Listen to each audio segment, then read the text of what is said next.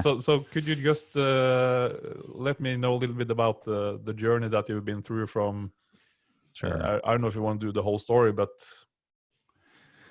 Yeah, so just to clarify a little bit, when you say that chasing perfect, I think of it more of chasing excellence, right? Because there's no perfect solution. To me, and I didn't realize this until I eventually started to work on myself, therapeutically, to help with my like I truly have, like I rode my mountain bike to the garage here today because I've crippling obsessive compulsive disorder, to where I'm just panicked, at times where I can't stop thinking, I can't stop obsessing, and so the therapy, I talk a lot about, like I didn't think of myself as a perfectionist, because perfection is like this unattainable thing.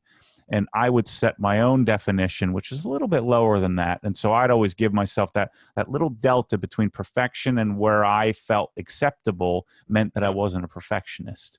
And so I've done a little better using the word excellence. I'm pursuing functional excellence, right? That's what I tend to do. And so, I grew up in a single wide trailer. I don't know what you guys call it over there, but we don't have those. We have a small. We call them camping wagons. If I should translate it correctly. There you go. Yeah. So I grew up in one of those things, a little bit more permanent structure than a camping wagon. But the idea was it was humble. My parents were very young when they had me, extremely hardworking people. Doing kind of my dad was worked for a company that did engraving. They made business cards and letterhead and stuff like that, and started at the bottom and kind of worked his way up. But we didn't have a lot growing up. But what I did have, did you guys have? Did you have Matchbox cars, like Hot Wheels? Well, when I was 3 or 4 years old, I preferred Matchbox over Hot Wheels because they were superiorly designed, right? They were better quality. The wheels were better. And so I wouldn't take, like normal young boys would take their stuff out in the mud and kind of smash them together. I would line them up. And so one of the things I love to do was line them up. So I'd line up my array of, hundreds of these Matchbox cars. And then I would distill it down to the one that I appreciated most that day. Right. And that was the one that went into the little garage thing that I had. So there were certain cars at certain times that I preferred the most. And they weren't usually they were never the flashiest. They were always just the most clean, if you will, clean looking. And so that's how that's kind of a microcosm of my entire existence growing up. I guess now you upgraded to bigger cars, but it's still the same mentality. Right. But is this something you have from your dad? It's probably more from my mom. My mom is obsessed too, and says the same kind of crippling anxiousness around this this overthought and worry. But like, for instance, today, like I don't have a desire to have 50 cars. I want like 2 that like I love. So it's that Matchbox thing is consistent with. I want an E92 M3 and I want a GT3 RS, and like those are the 2 cars. They're not the flashiest cars, they're not the fastest cars, they're not the loudest cars, they're not the most expensive cars. Like I don't have a Lamborghini desire. I don't have a F40 desire. I don't care how much money I have. It's not of interest to me. I have a desire for these, and German engineering really kind of speaks to my, my neuroses, if you will. German engineering is quite pleasant. Yeah. It's fascinating how, what's come out of, World War II and, what's come out of that people, the Germans in general, and how they've come out of that, and how they've, that mentality of, that excellence pursuit is, just really speaks to me. I noticed you recently put some of the flex machines into your lineup in the store. Yeah, here in the U.S., flex is a little bit hokey. They're marketed a little bit not as I don't know what you guys would call it, but not as cool. Is that because of the people fronting it? I think so. They're Yeah. just more laid back. They don't market as well. Like Dylan, who basically runs the marketing for Rupes. And then they hired Jason Rose. So Dylan and Jason Rose came in. And they're just a great face for Rupes. So Flex doesn't really have that. Same here in Norway. They have focus on the power tools, the angle grinders, and all that stuff. That's what they earn their money on. So they just don't. It never really spoke to me, and I think that the Rupes machine is still a bit more elegant. But Flex, owned by Shervon, which is the second largest battery manufacturer on the planet, they have such a leg up in the cordless stuff. That's what led me to, when they came out with the PXE80 and the XFE 15, and then the XCE 15. When they came out with the battery powered tools, it made me, I saw it at SEMA at pre-launch, and then finally, I'm a little slow to react, but then got a hold of them, hated them at first, and then you kind of get used to how to hold this big battery on the end of it, and they're actually pretty pleasant to use. And then the functionality, the German functionality, is great. The XFE 712 is a great machine. I sold my Rupes the minute I had one, and I also think the 715 is it's the LHR 15 Mark III is still a good machine, and I'm not quite sure that the 715 replaces it entirely, but it's yeah. The you're right. So you're talking about the XFE 712 is the power, the corded machine, the plug-in machine. Yeah, exactly. But it's right. It's like as soon as I got a hold of that, I'm like, this is way better than the LHR 15. Have you tried the LHR 15 equivalent corded from Flex? That's the XFE 715. Yes, I still prefer the LHR 15 to that, but the 3-inch I prefer the 712 to the 3-inch, the LHR 15 or LHR 75E, and so I'm actually replacing that in my recommended lineup, the stuff that I'll be selling. So I won't be selling the LHR 75 anymore. I'll be selling the 712 instead. And then recommending the pneumatic, if just for the fun of it. If you've never used the pneumatic, it's awesome. I just realized I led you onto a path of polishers. That's you were talking about the history of Obsessed Garage, and my bad.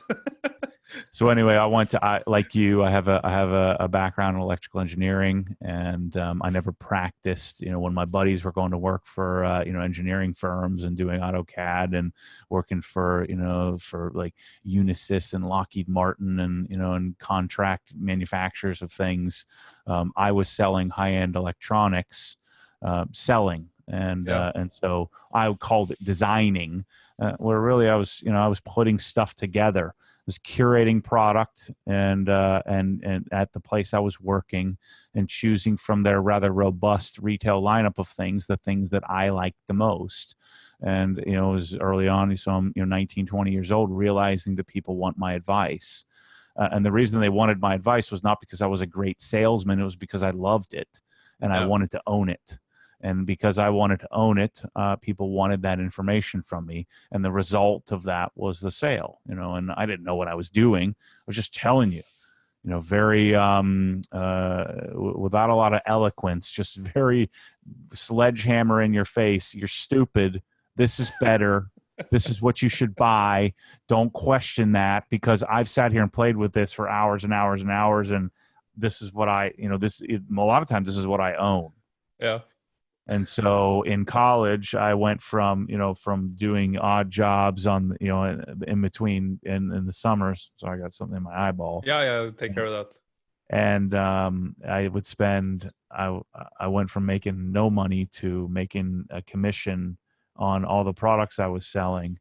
And sure enough, I actually got pretty good at it. So when I graduated, my buddies were going to do these. Naturally, I have a microfiber towel on my desk.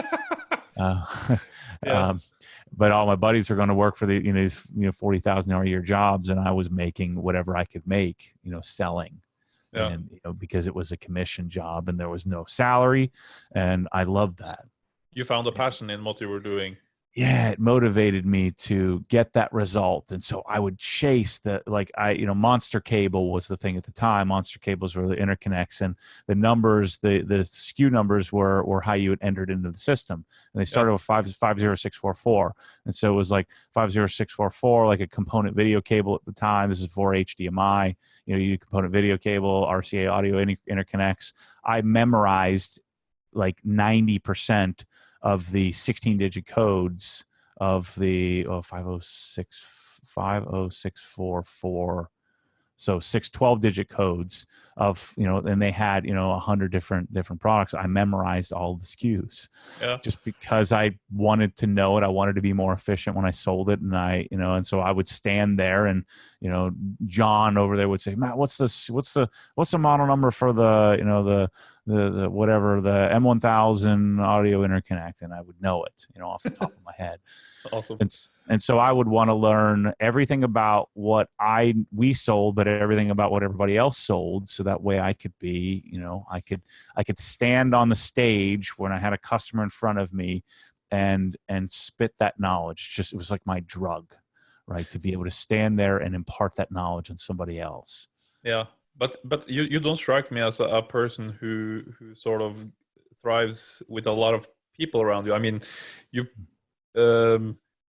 more of an introvert, and not in a bad way, but selectively extroverted when you get me going about something that I'm passionate about. I'm sure you're probably similar. Most engineers are that way. Get me at a dinner party, and we're talking about politics and religion, and I don't have anything to say about that. No. I just scoff at how stupid people are, because I probably know more about it. I'm just not interested in it. Yeah. And so I keep my mouth shut, and I just don't want to be there. And I'm very disinterested, very introverted. People discuss a lot of weird shit.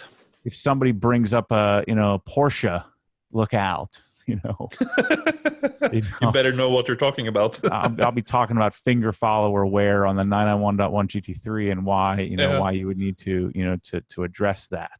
And I'll command 50 people in a room. But so again, I think there's a lot of people that are very happy with you not being into politics, because then you would probably crush it. Nah, I don't know. It's of it's of very little interest to me, to other than don't take my freaking money. I don't want to pay some goofy government official my money. Don't come to Norway then. I know. Right. But we do have good healthcare and all that stuff, so it's your system is certainly in many ways superior to ours. Yeah, but it's coming more to American model the way it's going now, so it's I'm not sure how that's going to be. So I sell home theater. I graduate from college. I moved to Florida. So I'm in the northeast in Pennsylvania, in the northeast of the U.S. It's about 1,000 miles to Florida. I packed my big screen TVs and my EM1 Civic Si, and I moved to Florida, and I sell electronics for a little while. And some dude comes in my store, and I get on stage and I teach him all about what TVs to buy. And he works for Merrill Lynch, which is a substantial financial firm in the U.S.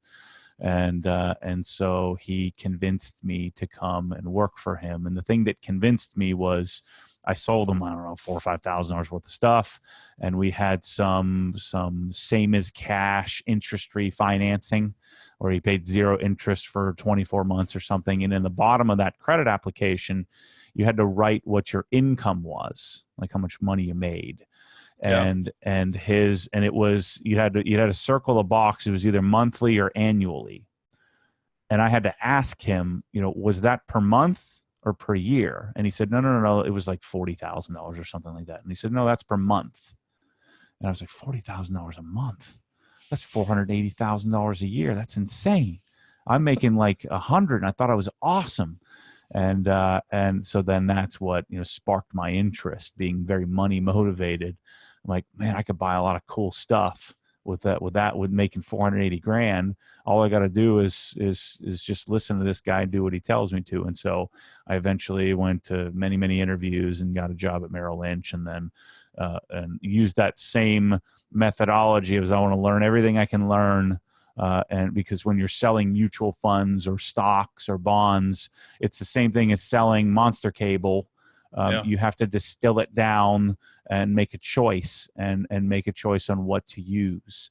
And this was another sort of eye-opening way for me to sell. The difference was in wealth management, there weren't people walking into the store that I had, this captive audience. I just had to maximize the audience coming in. At Merrill Lynch, there weren't any people coming in. You had to go find them. Cold calling. And that's why you're compensated much more than doing, a retail sale when you're standing in a store and just receiving. You just have to maximize the receive. Well, now you have to create. You have to create the through via cold calling somehow, and that is much, much more difficult. And so doing that, is a really humbling experience, especially as an engineer, as an introvert. I don't want to do dinner parties and wine tastings, and I don't golf. And so I'm doing all this bull crap. I'm hosting seminars that, doing wine sampling. I've never had a sip of alcohol in my life. And so I'm having to fake it. Yeah. Right. I'm faking it as a wealth management professional. There was Merrill Lynch Matt, and there was Matt. I don't wear anything but you see me. I don't wear t-shirts and shorts. I don't even wear blue jeans, and that's me. And then there was Merrill Lynch Matt wearing in the beginning wearing a $300 suit, but eventually a $2,000 suit and an Omega watch that I hate wearing because it's uncomfortable and I don't use it anyway. And then having cufflinks and having to, be a certain way and act a certain way. And I thought that's what I needed to be. And I had a 911, or I had an M3 originally, and then I had a 911. So the 911 stayed in the garage, and I would drive the Audi S4 to the office, because there had to be the stoic, intelligent with your money, Merrill Lynch Matt, and then there was the real Matt. So at some point, I guess you found out that this wasn't for you. In 2014, I had taken on the weight of the world. So in the 2014 version of me, I thought I was better than you. I was fit. I was rich. Or so I thought I was. I wasn't rich in the traditional sense. I wasn't wealthy. I was, new rich. I was making, $400,000 or $500,000 a year, which is, a lot of money. So I was in the 1% of earners, if you will. And so to me, I was rich. And that meant I was better. I was better than you. Yeah. I'm smarter than you. I, went to a better school than you. I have cooler stuff than you. But I wasn't type A. It wasn't like I would say that. I just felt it. And so when you feel that, you become isolated. Yeah. Right? And so, and I only know this now and looking back and going through therapy and things like that. So in August of 2014, I had a complete meltdown, and I couldn't function. And what I'd come to realize after, many, many months of therapy and medication was that I went from awesome to broken, like almost instantaneously. But you had a lot of money. But that doesn't help. Yeah, and but I had this weight. Like I had people that worked for me that wouldn't let do anything. I mean, I would go in my garage and detail my car by myself because I couldn't tell anybody about it, and so there was no one in, just me by myself and a few friends. So I was doing it all on my own, and this belief that I'm better than you meant that again, it wasn't like a conscious thing. It wasn't like I would say to you, you suck. It's just, I just felt like no one was on my level. And so when I was humbled by this meltdown where I couldn't go to work, couldn't eat, I couldn't drive, I couldn't do all the things I love to do, and I didn't know what was wrong with me. And what it was, I just took on too much weight. And didn't let anybody in and didn't get anything out of them. I kept it all inside, and I'm worrying about all this stuff I'd acquired. I'm worried about my car and getting it scratched and just obsessing over everything. So when that happened and I eventually figured out what it was, that's when I started the YouTube channel. Yeah. And the YouTube channel the point of it wasn't called Obsessed Garage. There was no brand. There was no plan to sell stuff. There was no, I'm going to provide value to people and all this stuff that now I talk about. It was, I need to like let somebody in. And really what it came about, I had this goofy therapist guy, and I would have scoffed at therapy. Like, you loser, just reason your way out of it. I would have thought that before. But now I needed help. And because I was humbled, I went on the channel and just started talking. Here's what I do. And some of the very first videos were, me with my Krensel pressure washer, and you couldn't hear me. It was out of focus, and it was an hour and a half long. I didn't edit it at all. I didn't have an intro. I didn't have an outro. It was just, I had to get special permission from YouTube at the time to make longer than 15-minute videos. Oh. And because at the time when this in 2014 and beyond, like it was designed to be for 5-6 minute videos. They didn't have the cloud wasn't as robust as it is now. And so I got this amazing response, largely on Renlist and M3 Post, the Porsche forum and the BMW forum. And so it became my outlet. I was journaling. I started the journal with text, writing, articles on, my preference of a Porsche over, some other car. I'd write an article on the difference between my F80 M3 that I'd got at launch and the 991.1 911, and what I liked and disliked. And I took great photos because my wife was a photographer. And then eventually I set up the camera to make videos as this sort of creative outlet, and as to support that journal. And the journal got hundreds of thousands of people responding to it, and I just got this warm and fuzzy. I was on stage. I was able to get out of my head, connect with other people that had a shared passion, and it just fixed me. It helped me connect with others. And then I took my GT3 up to the mountains. I was able to start driving again, and I met this whole other group of people, and I just started letting people in. This invitation that and once I came to the realization, I suck way more than most people. I'm not better than anybody. This is much more this appetite for knowledge and this pursuit of data is just as much a curse as it is a blessing. So I think people can smell that on you. Like, I just was open to, I'm still pretty uncompromising. I'm still me, but I just started inviting people into my life with the camera, and that's how Obsessed Garage got started. Yeah. And that this meltdown, this sort of culmination, this build up to, I'm 34 years old in 2014, of this better than, I'm always winning at everything. I'm always having all these, I started to have this chip. He started in a trailer park, and I'm the first person in the family to go to college and all this stuff. And I'm just better. I'm winning. And then I lost. It's the first big loss I had. And then I couldn't function, and I couldn't figure out why. And that loss humbled me to the point to allowing others to come into my life, and changed it forever. But boy, did you get back up. I hope so. I like to think so. Some mornings I wake up and it's just questioning it. But Obsessed Garage became I realized in a few years after starting it that the Merrill Lynch Matt didn't exist. There was no Merrill Lynch Matt. Yeah. And I realized, what am I freaking doing wine tastings for? Why am I going to hosting golf lessons? I think golf sucks. So why am I doing this? What am I doing? This is ridiculous. Why am I wearing a suit? No one cares. Everybody knows I'm faking it. And as soon as I did that, eventually I got in a whole lot of trouble by me just saying what needs to be said and, on videos in wealth management. And that eventually led me to getting walked out the door. I'm making zillions of dollars, and they literally just took it away. Yeah. Said, you're done. But at that point, you had the ball with Obsessed rolling. Yeah. But I still thought, I didn't know it was going to work. I didn't have any employees. So this is June of 2018. So I started selling T-shirts in 2016, like you mentioned. So like this was the first shirt I sold, just because people were asking me for it.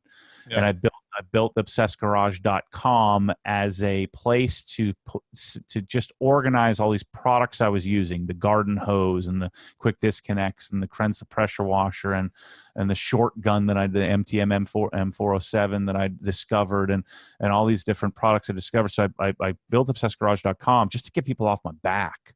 Yeah. Like, stop freaking asking me in every video what I'm using. Just look it up. I just showed it to you. Why do I have to send you a link? Oh, that's And a then pain in the ass having to and do that. It takes so much after time. a trillion emails of people kicking me in the brain, I finally woke up to the fact that this is what people want. Why am I so reluctant to give them what they want? And so I still fight that every day to give people what they want. And that's why I have 240,000 subscribers instead of 800,000 subscribers, because I give them what I want, not what they want. But I Right? guess that's also why you're successful. That's why you can sell them products at a full price or at a not discounted price, and why they buy from Because you is people because believe me, right? They yeah, believe me because I rail against the contrive, the making it up just to make it up. And so yeah. anybody who has half a brain realizes that I'm authentic. I'm not putting on.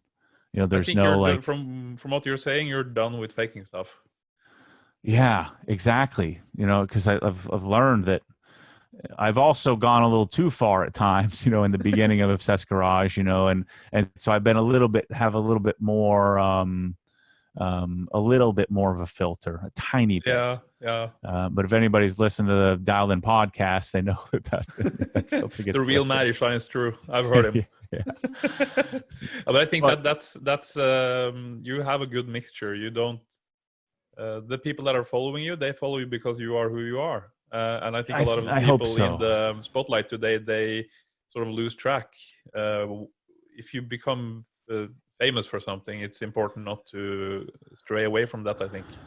Yeah, and to be really truly famous, like I feel like if I put on a little more, if I was nicer, if I was a little less adamant about things, I would gain, But broader what appeal, but you'd lose the bought in, like, people, like if I go to a city, I won't get 100 people. I'll get like 10, but those 10 people, we can sit at a table and yeah, have real, honest connection. that's And those more people worth. will support me much, much more than having 100 people that are just loosely entertained by it. All those 10 people will probably tell their 20 friends and family to buy from you Hmm. if they need to buy something, and it's not because And you that was the yeah, thesis. I believed that if I could influence the influencer, yeah, not the influencer in the modern, social media, but the guy who, I'm sure you're like this in your life and your family and every friend.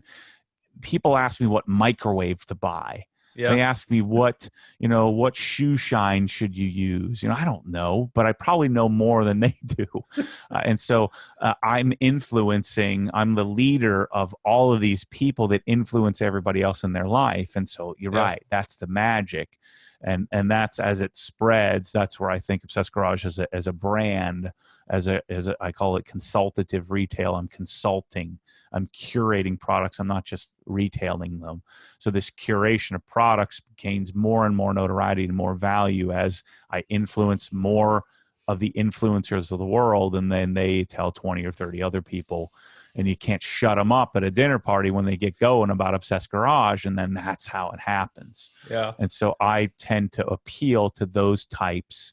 I don't appeal to the types who aren't as of as much value to a brand as the people that I tend to influence. And that's why having 200,000 subscribers is probably more value than having 1 million or 1.5 million of It just is. broader appeal. Yeah.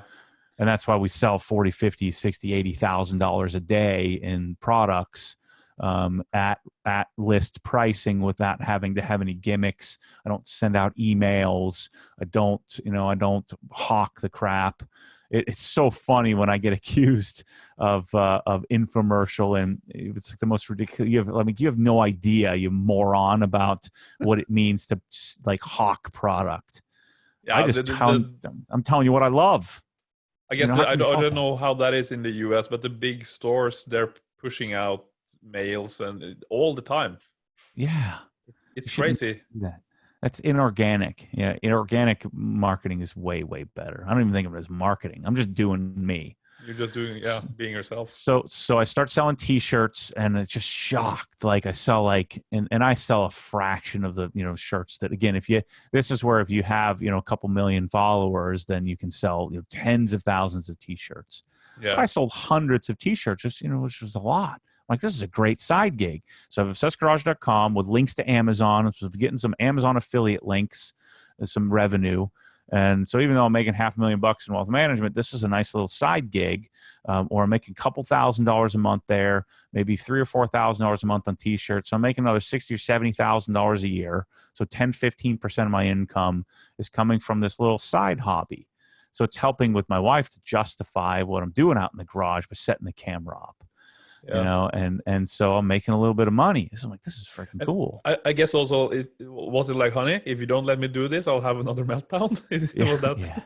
She gave me a lot of rope, a lot of leeway to just get out of my own head, because I was crushed. I was broken. And so this letting people in and the real discovery was, so I'm building the website.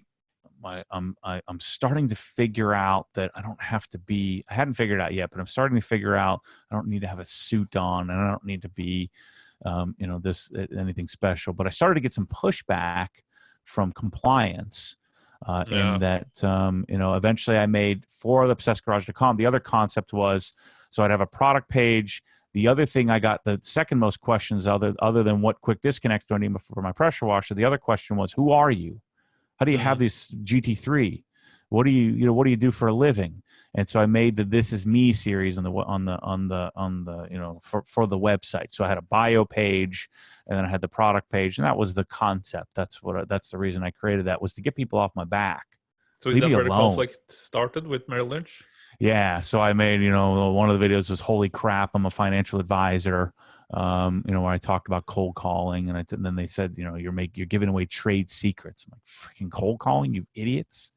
And so they started censoring me. And then I started watching a bunch of videos where I'd be talking about, something I was doing that day in a video, doing a wash and talk, and they, censoring me. You can't say that. You can't say this. You have to have this pre-approved. And of course, that's not how I don't script. And I don't edit down, and so it was just a really constricting. But I started to get some connectivity from people. People started to figure out, man, this guy cares this much about wax. What does he do for a living? And then people started to say, well, shoot, I want this guy managing my money. But I had to talk about it a little bit. Otherwise, people couldn't make the correlation. They just thought I was screwing around all day washing cars. Yeah. And so I had to kind of convince them that I was a serious businessman, because I hated doing wine tastings and I hated doing golf outings when I don't even freaking golf. And so I got this epiphany. I'm like, man, I'm getting so much more feedback when I'm just me, when I'm not Merrill Lynch me. And so eventually I left Merrill Lynch because they kept censoring, and it just wasn't a good fit. And I left Merrill Lynch to go to Raymond James, and they let me call it Obsessed Wealth Management. I titled it Obsessed Garage. I had started selling, product in 2017. So I left Merrill Lynch in 2016, January 1st, 2016. By the end of 2016, that's when I started selling shirts and built the website and all of that. Yeah. And then I went to SEMA, and I was being courted by a bunch of different companies to send me links, to send links. It used to be my friend Phil at Detailer's Domain was courting me to send all of my links. I had like 15,000 subscribers at the time. No, I had 70,000 subscribers at the time, and started to make some real traction. And Phil had the idea that what we would do, he kept telling me there's no margins in this game. And so I believed him. I didn't know. He says, like, there's not enough margin for two people to collect revenue. And so, Phil was like, here's what he came up with this idea. It was a pretty smart idea, where I wanted to create the car washing package, the pressure washing package, the decontamination package. And I had all these products that I loved. And his concept was, look, I'll stock it and ship it, because I'm like, if there are no margins in this, I'm getting 7% revenue from Amazon. Why would I even deal with it? And so he was going to do all the fulfillment through Amazon. And then like a week later, my Amazon account got shut down. Yeah. I tried to set up Amazon payments for my T-shirts, and it triggered some sort of fraud attempt. And Amazon's so big, there's no one to call. And so it dawned on me at that moment. I'm like, yeah, Phil, I love you, but this isn't going to work. Like I can't build my house in someone else's land. And I started to see the real value of man, the people want these packages. They want a one-click solution. And so I just kind of said, look, I'm just not going to do that. And that's why he didn't like me, because he thinks I stole it from him. I stole my own idea from him. And so I decided, you know what, I'm going to just start, I'm going to start building packages. Let me see if there are any margin in this. Sure enough, there were. And then I started begging companies to let me sell their stuff. Yeah. I launched the Krenzel pressure washing package, and which no one else had. It didn't exist. No one was using quick disconnects. No one using short gun. No one was using, trying to get the foam cannon on the short end of a gun. I learned that from some MIT crazy professor, nutty professor down in Texas. He came up with that idea, and I kind of, he sent me one, and he said, this is way better to wash my wheels with a short gun. And so I didn't steal that from anybody. And so all these, in the beginning of, so around this time, 2017, all my idols, all the detailing guys, the big names, would kind of used and abused me. And so a lot of the professionals, by this point, the professionals don't like me, and the retailers don't like me, and I'm just trying to do me. And so all my heroes in detailing, I got to know who they really were.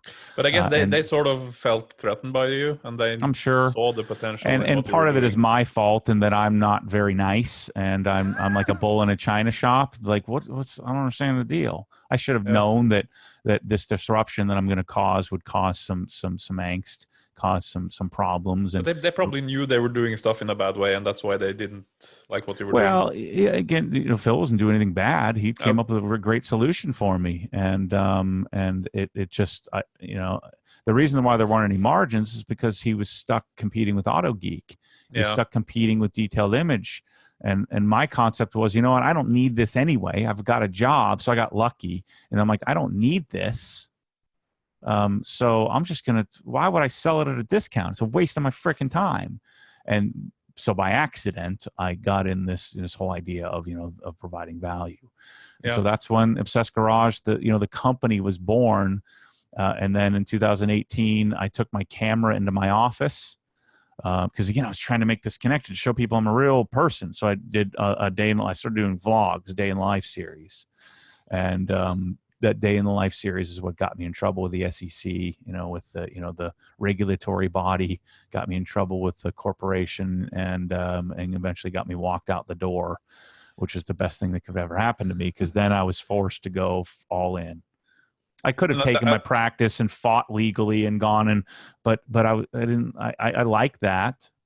At that time, what was Obsessed Garage? Was it a simple web store? So that would be June of 2018. We were doing, $200,000 to $300,000 a month in sales. So a legit business. And that's part of what got me walked out the doors of my outside business activity. I'm making like $1 million. You had how many on employees? My side hustle? None. Yeah. It's just my parents. My parents were shipping stuff from their house. So I had Rag Company microfiber towels and MTM quick disconnects and all my T-shirts, and we probably had 75 different products. But we're doing a lot of pressure washer sales. I hadn't done the pressure washer test series or any of that stuff. But yeah, we're doing a couple $100,000. So that in 2017, I did $1.8 million in sales. I'd say 30% margin. So you do the math. Yeah. And then 2018, we were on track to do about $3 million in sales. And so with my parents and me, a $3 million business at, it's a $1 million roughly business and profitability. And I could pay them a nice salary, and convince them to move down here. And I thought it could do pretty well. Make more money than I ever made, and get to do what I love doing. And I thought, I could have this little niche business. And then, in 2019, it kind of blew up, So I went from when I was walked out the door, I thought, well, what I'll do is I'll sell my house, I'll sell my cars, I'll get like a Golf R or something like that, or a R34 Golf, and kind of downsize, and I'll try to survive and see if I can make it. Well, I never had to do that because the thing freaking launched and took off. Why? Why did it take off? Because I was focused. Yeah. Now I didn't have to go into the office, all the time. Did you spend any money on ads, marketing, or did you just do zero. Organic? Nothing. That's awesome. I doubled down. I started collaborating more. So I did some more collaboration videos with Adam LZ and some other people. I started traveling around. I went to McGuire's. I went to Optimum. I went to different places to create content, to learn more about products. I went out to P&S. I went to all these different places to kind of double down on figuring out the product line. I really focused on the website, and then I started hiring people. I hired Ted to help my parents because it was too much. I hired Chris to come help me just take some of the emails of what pressure washer should I get. I hired Bryce to come in and then help me edit videos. And it just started to, I started to create an organization from there, all the while through this whole multi-year process. In 2015 is when I met my coach. And so I've had a coach do this whole process to kind of help me formulate and figure this out. Yeah. And so that's where we get to today, or we'll do somewhere 13 to 15 million this year. And I think we're just freaking getting started, because now I'm starting to have leverage. And then I have all these smart people that work for me that can help get out of my head into the world in a quicker fashion. My thing is not detailing. Detailing is like 20% of what I do in the garage. The anchor of my obsession is the garage, the flooring, the lighting, the cabinets, the tools, the detailing supplies, the cars. All of that stuff is what I love. And so the end goal is to be able to provide an end-to-end solution. I want to be able to provide people the paint. I'm probably responsible for more Benjamin Moore AC25 Harbor Gray paint than anyone on the planet. And just people want to know what color to use. People want to know what screwdriver to use. And I don't have all these answers. And it's so freaking awesome to be able to chase the answers to that. So I guess what do you have a sort of end goal? What's your? See, I don't do goals, right? I don't do goals. I don't set numbers because I think that limits. And so what I want to be able to provide, so what I'm chasing right now is to provide this end-to-end solution. Lifts, every square inch, every part and piece, everything from air conditioners to the air compressor to the fittings to the part and the piece. It's going to take me years to get there, and I probably will never get to the end of it. So that's the interim goal, is to get to that point while continuing to figure out how to provide solutions to people. So when I find something that I want for myself, how do I then get it to you? Yeah. I eventually want to have distribution worldwide. I'm getting knocked off in Norway and the UK like crazy. I mean, there's some goof that has the obsessed Mosmatic collection. It's not even the right stuff. And I'm already talking about obsessed detailing garage or something in the UK. Yeah. Well, there's a Mosmatic guy that sells Mosmatic. He's a pressure washing guy, pretty successful business, but he has the obsessed collection. It's the obsessed detailing garage collection. So I'm getting knocked off all over the darn place.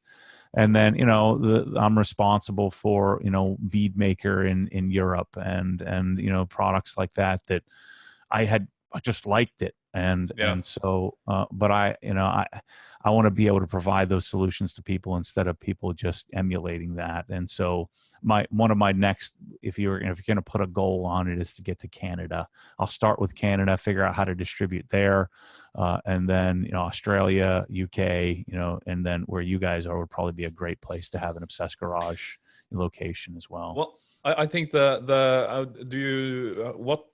amount of orders do you ship outside of the US?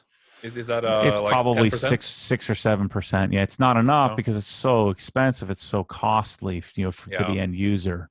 Because again, I'm asking them to pay shipping, It would be stupid not to. It doesn't make any sense for me to pay you to buy my stuff. Nope, that doesn't make But any sense. but if I could remove that barrier, I do know that, in English speaking countries, I have a pretty, probably more loyal following in the Philippines, in Australia, and, in Norway and UK, probably more loyal than even the US, and so I think that the tricky part is, I could partner with everybody tomorrow. I don't want partners. I want to own it. Yeah. Because eventually what will happen is, you and I partner. I do all the frickin' work. I spend all the money. I take all the risk. Now you're packaging the boxes. And so eventually you believe that it's you, and then you try to steal it. Yeah, and so that's why I have to own it. Yeah. And so I've got to figure out how to do that. And I'm not in any rush, Well, I guess one way you could, but that's probably a bit ambitious, but if you have your own line of products, you could sell those to distributors. Yeah, see, I don't have aspirations to do that. What my thought process is to create co-branded stuff. I'm not going to be able to create an excellent enough line of products utilizing or just leveraging scale or leveraging purchasing power. For instance, I could go to Warner Chemical or B&B Blending, spend a year developing my own detailing line, but it's not going to be better than a curation of the best from Sonex, the best from Adams, the best from all these products, Geon and G-Technic. It's if I tried to make a coating with B&B, do you think I'm going to beat G-Technic at their game? They've been doing it for 20 years. There's just no way. So why wouldn't I just work with G-Technic to take the best of what G-Technic has, or the best of what each line has, and then co-label that and have them hopefully make an even better version of what they have, and then put it in a better bottle. And so my thesis here is going to be that I'm going to be extremely transparent. I'm going to eventually ask the companies to tell me what's in it. Give me this. Tell me what the secret sauce, so I can tell everybody else. We're going to put it in a $15 spray bottle that nobody believes anyone will buy, and I say, just freaking watch me. Yeah. You'll buy it. I'll buy it. Everybody else that's like us will buy it. And guess what? Those are the best customers to have. And so when that happens, when I'm buying 350-gallon totes of CarPro Iron X, and then bottling it in a better bottle, and putting a better label on it, and having that label have a solid sort of Obsessed Garage like ecosystem, I think that then I can go to the UK, bring those products, start bottling the product in the UK. I think that once I get 3 or 4 companies convinced to allow me to do that, then they all will, and I'll get special permission to create the bottle, and the bottle will say Meguiar's Obsessed Garage, Meguiar's Hyperdressing. Yeah, that's something along the lines I was thinking that's probably maybe the easiest way to get your products out there. But then again, you would need to have control over the people distributing in the separate countries, because you could risk having some idiot screwing up everything. And even then, even if I do own it, there's still risk. And so this is a much long thought process. I get at least an email a week from somebody saying, "I've got the idea, Matt. Here's what we do." In my basement, I've got extra room. You buy all the product. They don't say this, but this is really what they're saying is, you buy all the product. So you invest all the money. You send it all to me. You sell it all by marketing it all, and I'll just collect half the money. Great idea. That's genius. You got me. Wow. And then I'm going to steal it, once it gets built up and I don't need you anymore. Yeah. That's exactly what they're really thinking is, man, we could partner together and we'll work. This will be great. And they're right. It would be great for them. And then they're going to steal it and then run it into the ground. Yeah. Because, the sales part, the selling of the product is the hard part, the part that most people don't realize. And so I don't know how. I may go to Canada and it may flop and fail, miserably, because I'm not there. But I do think that it's going to help me figure out how to do that. And so that's what I'm going to attempt to do, is to do this sort of create this co-branded end-to-end garage solution of excellent products, and then we're going to revamp it and revamp it and revamp it and revamp it and change it and improve it and do it forever. I guess you could probably go a lot further without branching out to other countries, because the market you have in the US is it's plenty big enough, right? Yeah. So that's another question I ask myself: is do I want that headache? And then this is where providing leverage via other humans, other people that can bring in talented people that want to support this, that want to work here and want to be a part of it, that can help me execute on this vision that I have. And then, having solid coaches to help me, hopefully make correct decisions along the way. And so this is where I get in trouble with people, in that, they call me a sellout because I talk about my world domination plans. Who the heck wouldn't want to do what I'm doing? It's freaking amazing. I get to wake up every day and do stuff like this podcast, and I'm going to go in there. I'm going to tear apart a Krenslow pressure washer because I'm interested in how to do it myself, and I get to make a video and show people how to do that. Who wouldn't want to do that? So it's is that crazy? What is it that makes you get up in the morning? Just being able to pursue, improving something. You always have something you're hunting that you want to figure out. I don't make lists. I adamantly battle, like you, and having this appointment on my calendar stresses me out. Like I adamantly, I battle appointments at all costs. I don't want to have to be anywhere, because I've spent my whole life making appointment. It's got to be about the appointments. And so I want to be free to create, because what I didn't realize, I always thought myself like this INTJ, this introvert engineer. No, I'm a freaking creative. It's just a very atypical creative type.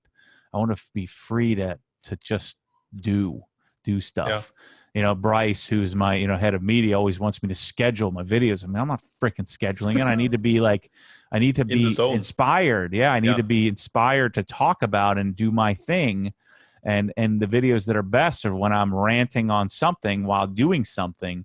I can't fake that. I can't force that. And I'm naturally, told you, crushing obsessive compulsive disorder. So I'm naturally motivated. There's no, I can't not do stuff. And so I have to keep that in check. And so I never run out of ideas of things to do. Like right now, I've got my 8-year-old Krenslow pressure washer. I want to break it down and do some maintenance to it. And then I want to show other people how to do that, so that way they'll freaking leave me alone and fix it themselves. So you guys, you have the 1122. Is that the largest 1152 model? It's the most practical model for a normal power plug, in the US and Europe. Yours would be 1152. No, that's actually, we have the 1152, but we have one that's a bit bigger. That's the 2160. It has a little bit more water, and the motor runs at half. That's right. The 1152 is a 12 millimeter pump, and the 2000 series is a 18 millimeter pump. Okay. So the plungers are 18 millimeters. There's 3 of them versus 12 millimeters, and so it has more output. Plus, you guys have more power on tap. Yeah, we do. At 220 volts, right? 50 hertz, 220 volts, and so you have more amperage. More capability right out of the bat. So your machines are doing 2.5, 2.6, 2.7 gallons per minute, where ours are doing 1.8 to 2.1, and so that's just a power restriction. Now we can get it. You just have to have a special plug, which isn't very practical in most applications. And so the 1122 is the the most sold machine. And then I went and this is what gets frustrating, is that there wasn't a detailing company that was selling Krenslow on the planet outside of detailer's domain. And now, now it's everywhere, and everyone's copying, and now everybody has packages. And in fact, Krenslow and Mosmatic, all these companies battled me about using quick disconnects. You're not supposed to use quick disconnects on a pressure washer. It causes problems, affects flow. But I wanted to be able to break down my nice, fancy machine and shine it up, put it back in the cabinet. And so none of that existed. And yet I get frickin' zero credit for any of it. So that was my next question. Do they have a statue of you over at the Krenslow USA company? No. I should have. No, they just use me to go out and sell to other dealers, which is frustrating. And then those dealers, advertise against the audience. They run ads against it. It's and that's why I'm going to have to eventually figure out how to protect it. I'm always going to be out front of everybody. You can only copy so fast. I'm faster. And it won't be the real deal, the copies. Yeah, but it's frustrating. There's only a certain piece. There's only a certain pie. And so when you add on these other people that are copying, they're just trying to take a slice of the pie that already exists. They're not making the pie bigger, which is frustrating to me. But I have to just let that go and just, look at Apple. Look at, Apple has, Android is a freaking direct copy of iOS. And now, there's, 30% of the people believe that Apple sucks and that Android is superior. And when Android is a freaking direct exact copy, stole the whole darn thing. Now Apple has to steal from them in order to sort of keep pace with their own product. And so that's part of life. It's part of capitalism. It's part of the deal. And if I wake up every morning worried about that, some days I worry about it more than I should, because I'm getting plenty for myself. And so, but 90% of the time I'm confident in that. Yeah, I think the most healthy thing to do is to don't care at all about what other people do and just do your thing. Yeah, that's the place. And I get a little closer to that every day. So that's one thing I try to improve. Part of the reason why I never let anybody into my life is they always disappoint you. Yeah. It opens you up to hurt and more disappointment. Yeah. There's so many people in the beginning that I let everybody in, and I let them into like my house, like literally physically, like come into my house. And many of those people have turned on me, that they say that I've sold out or I don't this or that or whatever story they've made up. And where, really what it is I didn't love them enough. And that hurts, man. It hurts when you let people in and then they talk trash on you, or they say they don't realize the decisions that I have to make every day. On now I have an organization and 20 families that I'm responsible for, and if you don't have any frame of reference for that, it's hard. Like when I'll choose a product that they don't agree with, that they make up some story around it. It's really hard for me to just not care. But if you can get to that point where you just don't give an F about anything, and I see the conflict. It's hard. Yeah, it's hard to not be a jerk and not care. So there's that beautiful balance of caring for people and being, Adam from Adam's Polishes, I think, is a master of this. Yeah. At least I get the sense that he really cares about people, but doesn't care about what people say. Well, I guess you need to care about people, but the thing is you don't want to let them get in and sort of lever you to change your opinion you have to be empathetic, where even if they don't like you, what is their I don't have that empathy gene. So in order to get to that Zen-like state, you need to be empathetic with where they're coming from, or why they don't like what you're doing, or why they're saying what they're saying, or what point they're trying to make. I have one guy who spends his whole existence just trying to, he thinks I'm stealing, I'm duping people, like the Cox hose reels that I sell, you can get this and that. And I'm like, what he doesn't know is that I have like a special spring made and I have to order it in a certain amount of quantity in order to be able to sell that hose reel specifically. So yes, there's a cheaper version that you can buy from some online sites, but it's not the same one. He's too stupid to realize that. He's spending 8 hours a day or something. Hating. What an honor to have someone hating you like that. That's awesome. Yeah, but I don't want that. I want everybody to like me. But really... I mean, if you can have someone hate you that much, imagine how much people can love you. Yeah, but I don't want either. I just want people to be normal. I want people to buy stuff from me so I can keep messing with, Milwaukee tools and figuring out which is the best one. And so, when I'm 55 years old, I'm sure I'll have that part figured out. Yeah. But, and forgive me, I'm not complaining about this, but it is something that, is tough to deal with, that that most of the time guys like us wouldn't that engineer, that type C wouldn't allow in. And you limit yourself so much. And so once I let that go, and I feel like the limit switch has been removed from my life, even though there's some negative that comes with, for be careful what you ask for kind of thing, that comes with it. Yeah. All right. Yeah, it's been a rough go at times, but man, what a great existence to wake up today. I'm going to go mess with with a pressure washer, and because that's what I want to do. You probably have, we've been chatting for almost 1.5 hours. You probably have something you want to get done before heading home. Well, I told you that you didn't need to have a bunch of questions with me. I'd freaking talk your face off. Yeah. I sort of figured that out before the chat.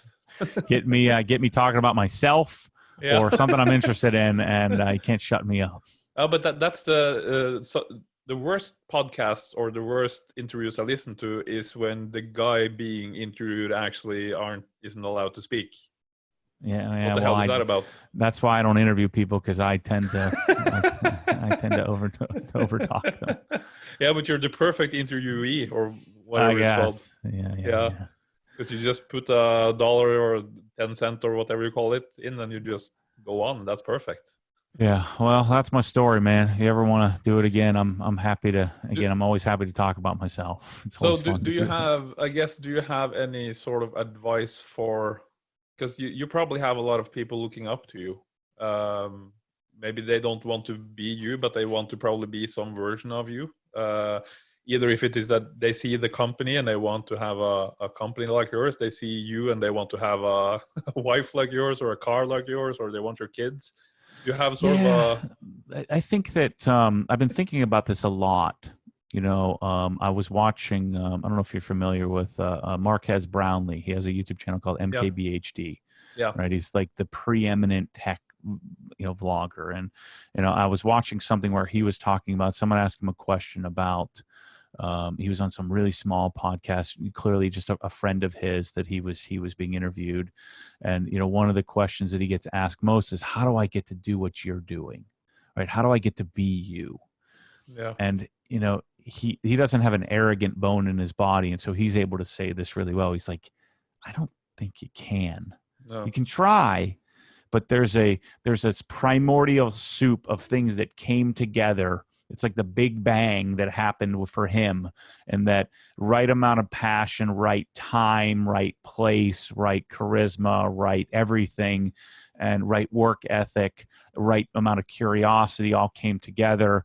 And if you tried to emulate that, it's just not going to happen. No. It'd be like, it'd be like the sequencing a genome. It's just not going to happen.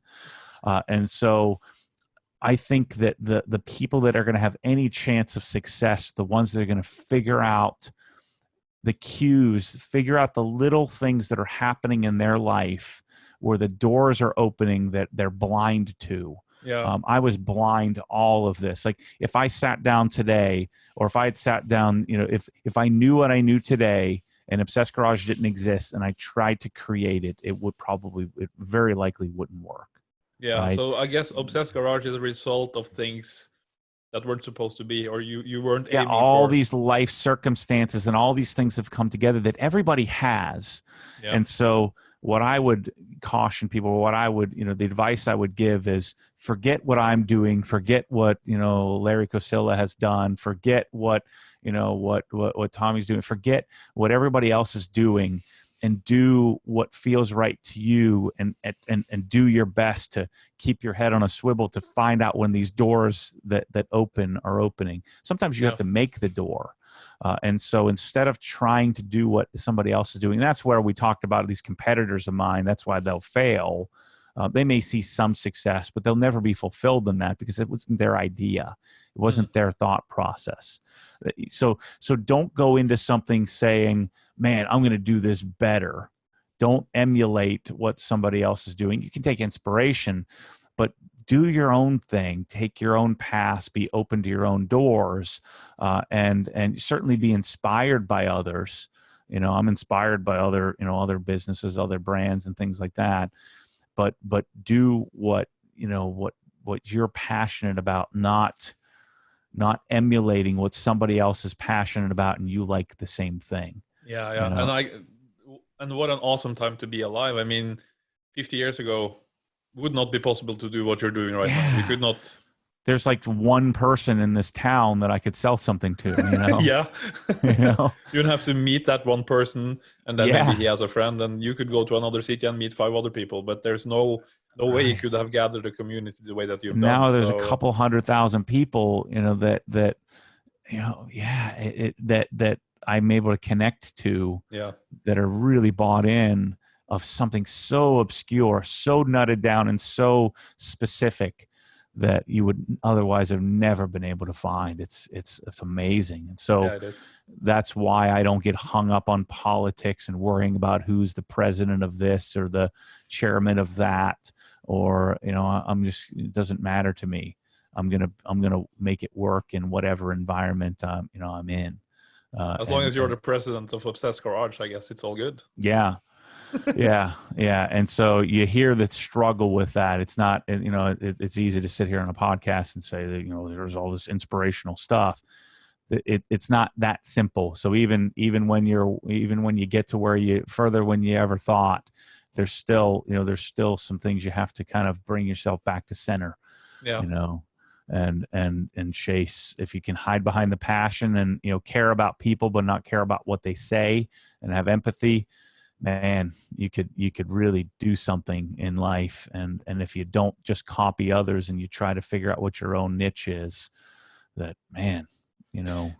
Yeah, but I also guess the passion is, at some point it's hard to keep it at the same level, I would guess, because if something gets too big, how can you hold on to that? Yeah, I think that that's where you have to be cognizant of making sure that the paths you choose are consistent.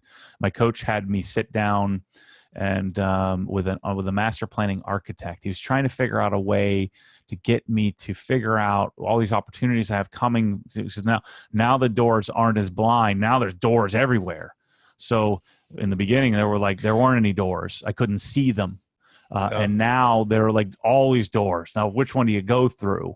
And so I sat down with an architect, and that helped me. We took all the things off the walls in this room, and she, you know, wrote down these. She's kind of artistic as well, and so wrote all these note cards of just anything I could dream up of what Obsessed Garage could become. And by the end of it, we'd built this plan, this, you know, 268 or 238 acre, 300,000 square foot facility of, you know, endless possibility and what it would look like on paper, like in an actual physical thing.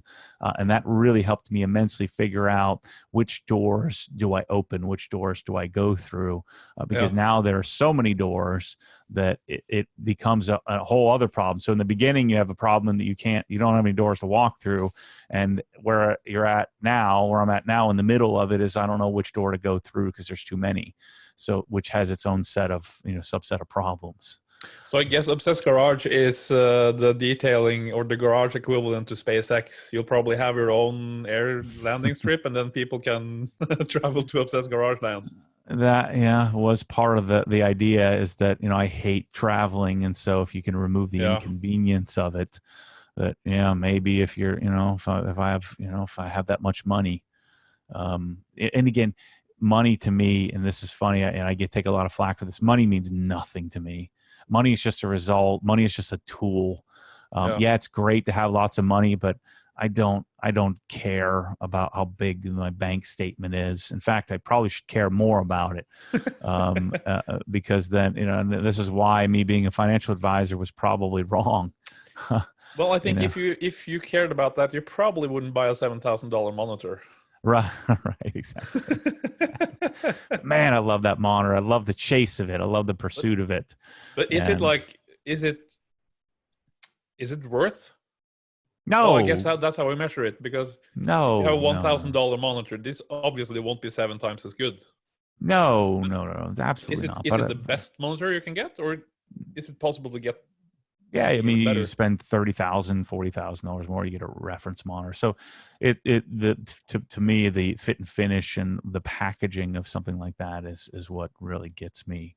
You know, yes, You can buy an Asus or Asus or whatever that thing is, but it's lazy engineering. Great result, great performance, probably better performance. It's like it goes back to, you know, Porsche. You know, you can get a Camaro way faster than a 911, Yeah. but it's lazy. Yeah. You know, Corvette that's why that Corvette I had, I hate it. It's just lazy. And so, yeah, I'm having to pay $238,000 for my, you know, GT3 RS when I could buy a, you know, an $80,000, you know, ZL1 and annihilate my 911 in a straight line and probably around the track with a few tweaks.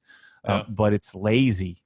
You know, is the Corvette, the Z06 is faster than my GT3, but it, you know, doesn't appeal to me. And so the Apple monitor is another embodiment of, yeah, I could get a better monitor for less money, but the packaging, the design, the look, the feel, the experience, the unboxing, the whole package. Yeah. So what you're saying is you don't actually care that the monitor is $7,000 because you have the means to get it, and that's not interesting. It just happened to cost $7,000, and then because it existed, I knew that I wanted it. And being $7,000 probably made me want it more.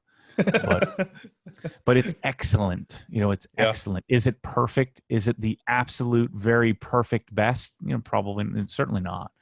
But it's excellent. It's functionally excellent, and that's what gets me. That's why I like Apple. You know, and plus they're the original, and everybody else is copying. And I like to honor the source. Yeah. And that's the message. Honor the source in life. If you honor the source, people will honor you and you'll get rewarded. I'm the living proof of that. Yeah. I don't go and ask for discounts. I don't negotiate. I don't fight and chase. And, you know, I want to support those that put in extra effort, because I believe that if I do that, then others will do the same for me. Yeah, I get that's a good ending statement. Okay, so I guess for people listening or looking, if they don't know who Matt Moreman is, they should probably check out Obsessed Garage. Just Google Obsessed Garage. Yeah, find me on Instagram.